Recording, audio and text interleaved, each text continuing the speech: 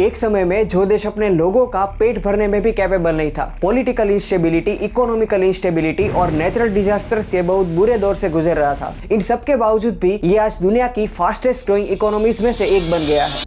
दुनिया भर में मेड इन बांग्लादेश कपड़ों की अलग और अच्छी पहचान है। विदेशों में काम करने वाले करीब 25 लाख बांग्लादेशियों की भी बड़ी भूमिका है। बांग्लादेश की अर्थव्यवस्था तेजी से उभर रही है, इसमें कोई दो राय नहीं है।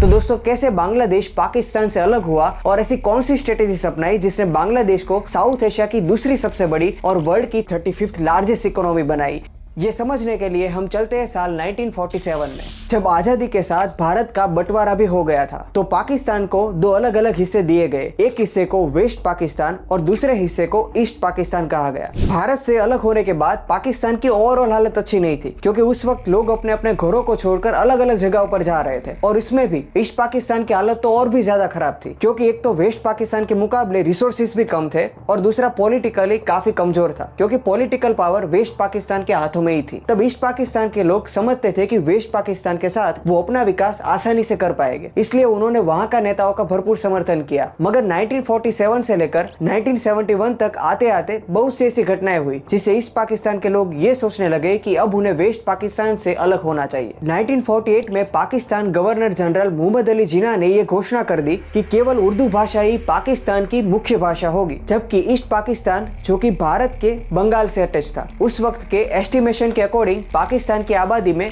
लगभग 56% से ज्यादा लोग बंगाली भाषा बोला करते थे। ईस्ट पाकिस्तान के लोग ये मांग करने लगे कि उनकी भाषा को उर्दू और अंग्रेजी के साथ साथ मुख्य भाषा का दर्जा दिया जाए, और 1948 में वहां लैंग्वेज मूवमेंट शुरू हो गया। लगातार 4 सालों तक चलने के बाद ये आंदोलन अपने चरम पर पहुंच गया, जब पुलिस ने प्रदर्शनकारी स्टूडेंट्स एंड सिटीजन्स पर गोलीबारी की, जिससे कई लोगों की मौत हो गई। बात करें यदि आर्थिक स्थिति की, तो ईस्ट पाकिस्तान पहले से ही आर्थिक रूप से बेहाल था, क्योंकि ईस्ट पाकिस्तान में लोकल व्यापारियों की संख्या बहुत कम थी। वर्कर्स को उनके काम के अनुसार पैसा न मिलने के कारण उनमें अशांति का माहौल बन गया, और पॉलिटिकली इनस्टेबल होने के कारण वहाँ इन्वेस्टमेंट भी बहुत कम था। इसके अलावा पाकिस्तान की सेना में वहाँ का रिप्रेजेंटेशन भी बहुत कम था। रिपोर्ट्स की माने तो 1965 तक आर्म फोर्सेस में बंगाली मूल के अधिकारियों की संख्या सिर्फ 5% ही थी। वेस्ट पाकिस्तान में पंजाबी और पश्तून जाति के लोग ज्यादा थे, जबकि ईस्ट पाकिस्तानियों ने धार्मिक पहचान से ज्यादा बंगाली होने को ज्यादा इंपॉर्टेंस दिया। मगर दोस्तों, कल्चर और लैंग्वेज का ये डिफरेंस इस हद तक बढ़ जाता है कि ईस्ट पाकिस्तान खुद को अलग करने का विचार कर लेता है और सेपरेट करेंसी,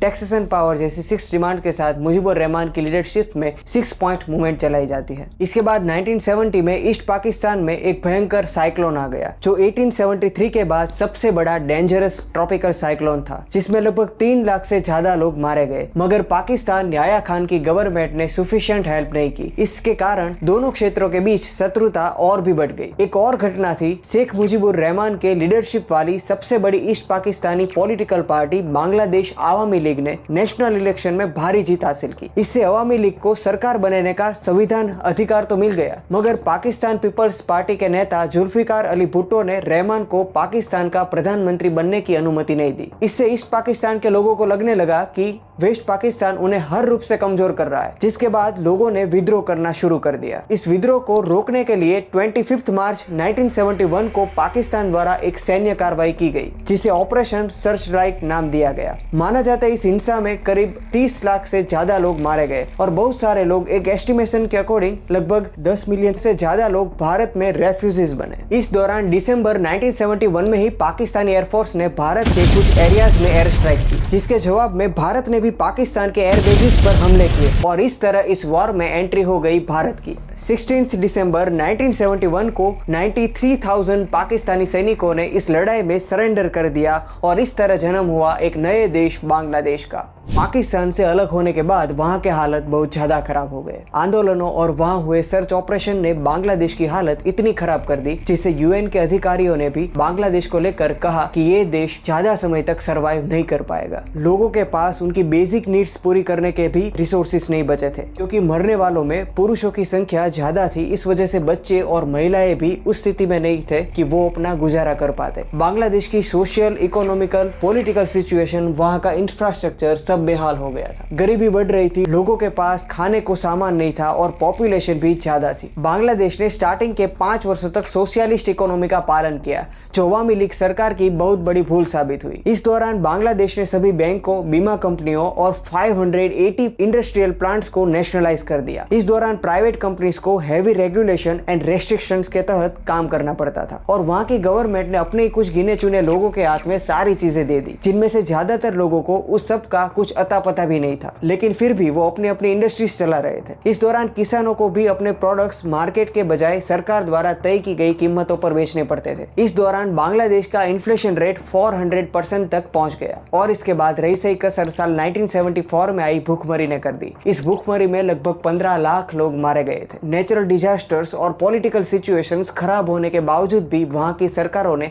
अपनी इकोनॉमी को मजबूत बनाने के लिए कई बड़े कदम भी उठाए। 1990 का दशक प्राइवेट प्लेयर्स के लिए वरदान साबित हुआ। Banking, telecom, aviation and tertiary education में नए प्राइवेट प्लेयर्स की एंट्री हुई, कंपटीशन स्टार्ट हुई और देश की इकोनॉमी को फायदा हुआ। बांग्लादेश के डेवलपमेंट में ये बात चैलेंजिंग थी कि एक ऐसा कंट्री है जिसके पास बहुत सारे नेचुरल रिसोर्सेज अवेलेबल नहीं है। जैसे कि मिडिल ईस्ट की कंट्रीज ने अपने यहाँ मौजूद ऑयल, नेचुरल गैसेस वगैरह को अपनी इकोनॉमी बढ़ाने में यूज किया। इसके अलावा स्विट्जरलैंड जैसे बहुत सारे देशों ने टूरिज्म जैसे सेक्टर्स को पहचाना, मगर बांग्लादेश के पास ऐसा कुछ नहीं है और उसकी जियोग्राफिकल कंडीशन भी इतनी अच्छी नहीं है। इस वजह से विदेशी कंपनीज यहाँ इन्वेस्टमेंट करने से बचती है। हर देश की तरह बांग्लादेश ने भी इंडस्ट्रियलाइजेशन लाने का फैसला किया और फर्स्ट स्टेप लेते हुए उन्होंने टेक्सटाइल इंडस्ट्री में रेडीमेड गारमेंट्स पर काम करना शुरू किया। इसके लिए उसने अपनी वीकनेस को ही स्ट्रेंथ बनाया। बांग्लादेश की करेंसी हर बड़े कंट्रीज के मुकाबले काफी कम थी, तो उन्होंने लो प्राइस में हैवी डिमांड्स पूरी की। इन डिमांड्स को पूरी करने के लिए ज्यादा लोगों की जरूरत थी, तो इस कारण ज्यादा लोगों को एम्प्लॉयमेंट मिल पाया और कम प्राइसेस में अच्छी क्वालिटी देने की वजह से बांग्लादेश बड़े बड़े देशों में भी अपने रेडीमेड गारमेंट्स एक्सपोर्ट करने लगा, जिससे उसे हाई प्रॉफिट्स होने लगा। We do roughly about 50 million pieces of jeans every year.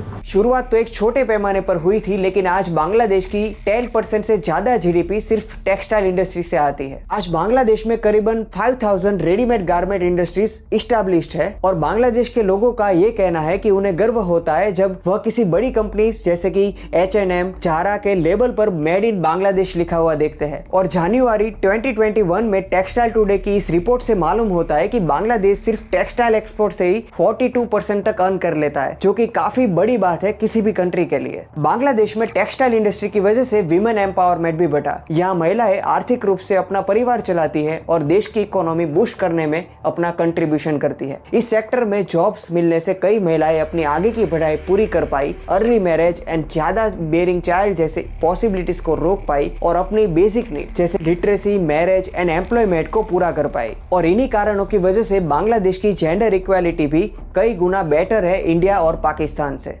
दोस्तों, अक्सर हम देखते हैं कि NGOs are getting a lot of bad press, but Bangladesh के डेवलपमेंट में एनजीओ का बड़ा योगदान रहा। जैसे free female education till high school. Free education की वजह से ज्यादा लड़कियां पढ़ पाई और ज्यादा से ज्यादा लोगों को नौकरी मिल पाई। BRAC और ऐसे कई एनजीओ सामने आए लोगों की जरूरतें पूरी करने के लिए, जैसे कि ग्रामीण बैंक और माइक्रो क्रेडिट जैसी फैसिलिटीज ओपन की गई, जिससे गरीब लोगों को आसानी से लोन मिल पाए। ग्रामीण बैंक को शुरू करने वाले हीरो थे डॉक्टर मोहम्मद यूनुस। ग्रामीण बैंक ने लोगों को बिना किसी कोलैटरल लोन देना शुरू किया, जिससे रूरल एंड अर्बन एरियाज के बीच में इनकम डिस्पैरिटीज कम हुई और unskilled and semi skilled rural workforce के लिए सेल्फ एम्प्लॉयमेंट की अपॉर्चुनिटीज क्रिएट हुई। इसमें 97% से ज्यादा रेसिपिएंट्स महिलाएं हैं। इसके सक्सेसफुल एग्जीक्यूशन के बाद वर्ल्ड के कई डेवलपिंग और डेवलप्ड कंट्रीज ने इस मॉडल को अपनाया। कई एनजीओस की वजह से औरतों और बच्चों की अच्छे से देखभाल हो सकी, लोगों को सही समय पर दवाइयाँ और खाना मिल सका, सही फैमिली प्लानिंग की गाइडेंस मिल सकी एंड फीमेल एंगेजमेंट बढ़ सका देश में। इसके अलावा गवर्नमेंट ने भी कई इकोनॉमिक ग्रोथ पॉलिसीज बनाई, जैसे कि गवर्नमेंट द्वारा बड़े बड़े लोन भी कम इंटरेस्ट रेट में दिए गए, जिससे ज्यादा से ज्यादा लोग एंटरप्रेन्योरशिप की ओर अट्रैक्ट हो। इसके अलावा एग्रीकल्चर और फाइनेंस सेक्टर को बूस्ट करने के लिए इंपोर्ट और एक्सपोर्ट को लेकर भी कई पॉलिसीज बनाई गई। एग्रीकल्चर बांग्लादेश में रोजगार का सबसे बड़ा सेक्टर है, जो साल 2017 में बांग्लादेश की जीडीपी का 14.7% था और लगभग 42.7% लोगों को रोजगार देता है। इस सेक्टर ने भी employment generation, poverty alleviation, human resource development, food security और other economic and social factors पर काम किया। अब एक इंटरेस्टिंग डेवलपमेंट फैक्टर के बारे में बात करते हैं। सपोज आपका कोई फ्रेंड संदीप यूएस में काम करता है। जब वो $1 यहाँ भेजता है तो यहाँ लगभग 80 रुपीज के आसपास होता है। इससे यहाँ फैमिली की देखभाल आसानी से हो जाती है और थोड़ा पैसा वो यहाँ इन्वेस्ट या बैंक में रखता है। बांग्लादेश में बहुत सारे लोग सऊदी अरेबिया, दुबई जैसे देशों में काम करते हैं, तो उन देशों के लिए कंपैरेटिवली ये चीप लेबर है, लेकिन वहां से कमाए हुए पैसे को वो बांग्लादेश भेजते हैं तो यहाँ उनकी वैल्यू काफी बढ़ जाती है। और इस तरह रेमिटेंस से ही बांग्लादेश को 6% ऑफ टोटल जीडीपी मिल रहा है। अब एक देश के कामयाब होने के पीछे कुछ ही रीजन नहीं होते, बल्कि छोटे छोटे कई कारण होते हैं जिसकी वजह से कोई भी देश तरक्की करता है। यूएन सेक्रेटरी जनरल ने बांग्लादेश के डेवलपमेंट एंड ग्रोथ को एक मिरेकल बताया है, तो वही भारत ने भी बांग्लादेश की पॉलिसीज की तारीफ की है। हालांकि बांग्लादेश को शुरुआत से लेकर अब तक political situations and natural disasters का भी सामना करना पड़ा है, वरना देश के हालात और भी अच्छे होते। ये वीडियो पसंद आया हो तो लाइक, कमेंट एंड शेयर करके एल्गोरिथम को बताए कि ये वीडियो ज्यादा लोगों तक पहुंचाए, क्योंकि आपके सपोर्ट से ही ऐसे वीडियो बनाना अफोर्डेबल है। थैंक्स, मिलते हैं नेक्स्ट वीडियो में।